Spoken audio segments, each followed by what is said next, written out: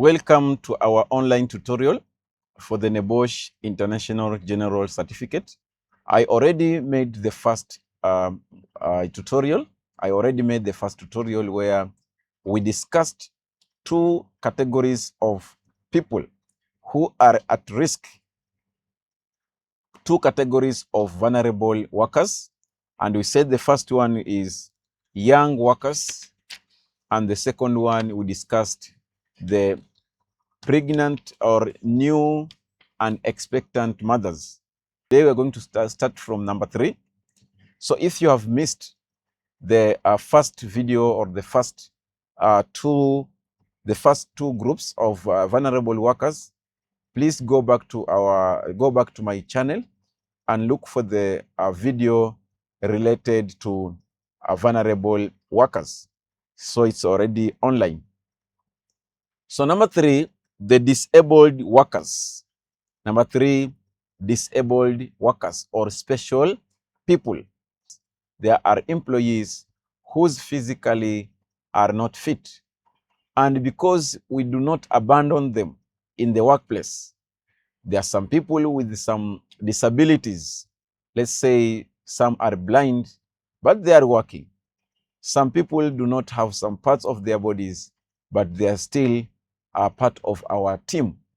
So during emergencies, they are at risk because of their inability to evacuate by themselves. And therefore, we have to come up with risk assessment considering the presence of the disabled people so that during evacuation,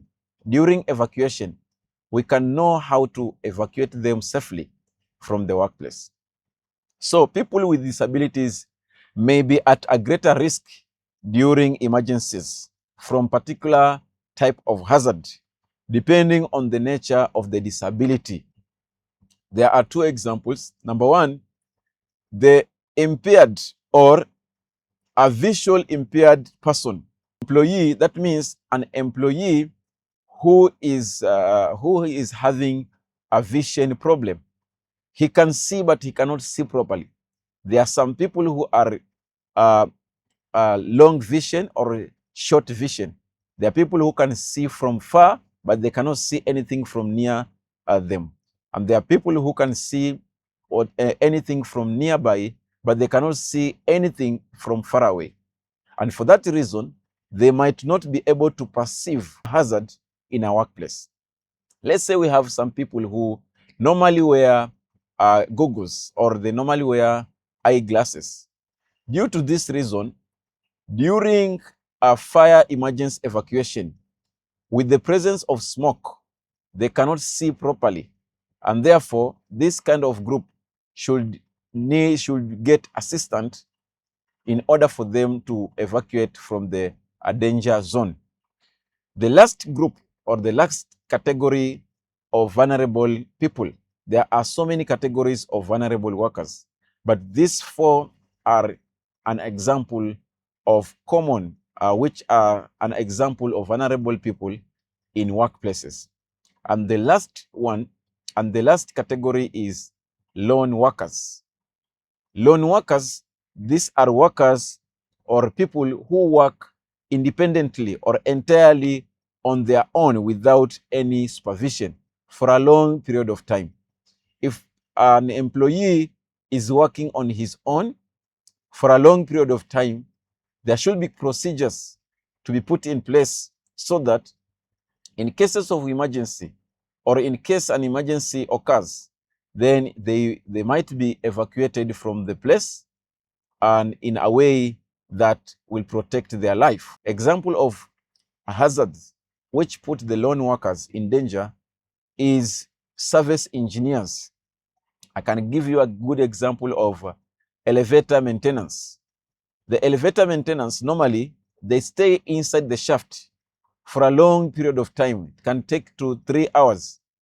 While working there, they only have a light that they can see properly because the whole hall from top to down, from bottom to up, there is nobody. And due to the danger or the risk of the confined space entry, these workers or the employer should consider putting measures which will enable this kind of work activities or this kind of employees to be evacuated during emergency when it occurs. Another example of lone workers is medical care providers or healthcare workers, especially those who move about or travel from one city to another, giving medical care to people or the public. These people might be exposed to certain types of hazard, such as violence.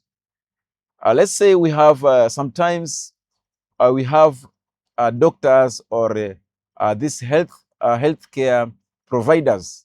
They normally go in the community either to give some vaccine or to give some injection or for a certain types of diseases. It normally happens.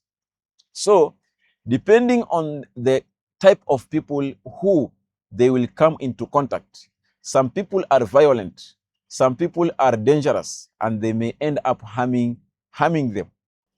Number two, or next, is the exposure to ill health and some types of diseases. So when they are moving about from one community to another, from one city to another, they face different people, and by the end of the day, they may be exposed to certain types of diseases which are communicable or they can spread easily. So that is one of the hazards that the lone workers are exposed to. The last type of hazard is where the lone workers, they work in a confined space. They may end up falling sick in the workplace, in the workplace, without people knowing or without the knowledge of other people. So if there is any confined space entry work activity in a workplace, proper measures should be put in place. Communication as a control measures should be in place, and a routine monitoring or supervision of this kind of work should always be given a priority.